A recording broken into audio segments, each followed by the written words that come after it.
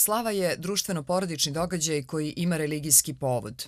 Služi za jedanje i pijenje, a neretko i za šizenje i ludenje. Na njemu se obično priča o politici i ogovaraju oni koji nisu došli. Uvek se nađe neki teča koji udavi sve prisutne. Ovako, u malom rečniku nostalgije, na kraju svoje prethodne, treće po redu knjige, Slavu kao važan događaj u Srba definiše Nebojša Milosavljević, novinar i pisac. Slava je tema i prvog Milosavljevićevog romana Sveti Nikola u Torontu. Radnja romana sa elementima tople ljubavne priče, ali i komedije zablude, odigrava se na Svetog Nikolu u emigrantskoj porodici u Torontu, a pisac je pokušao da prikaže paradigmu naših naravi i da ogoljeno naslika posebnu vrstu naše emigracije.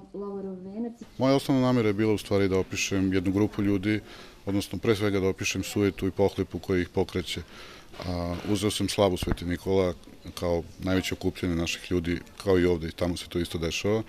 I zato se i knjiga zove Sveti Nikola. Kroz njihove odnose, kroz njihove sudbine, kroz sve to što se prelama na toj slavi, kroz jednu kriminalno ljubavnu priču sam pokušao da opišem naše naravi, naših ljudi u Kanadi pre svega, ali možemo to da kažemo i u celoj dijaspori.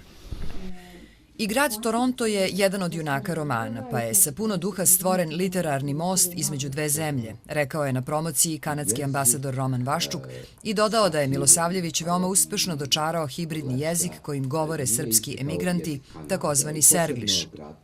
Sergliš je kovanica koju sam ja napravio kada sam pisao o tom jeziku pre mnogo godina i on predstavlja u stvari hibrid, jedan nakaradni hibrid srpskog i engleskog jezika kojima se služe naši ljudi koji žive na engleskom govornom području.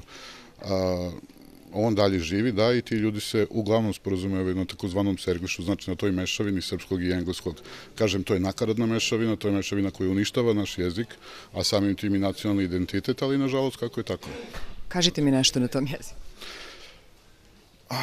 Ja sam juče katovao travu u mom backyardu.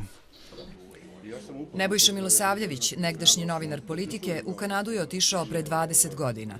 U malom rečniku nostalgije s početka priče pod pojmom nostalgija piše: ne znam šta to znači.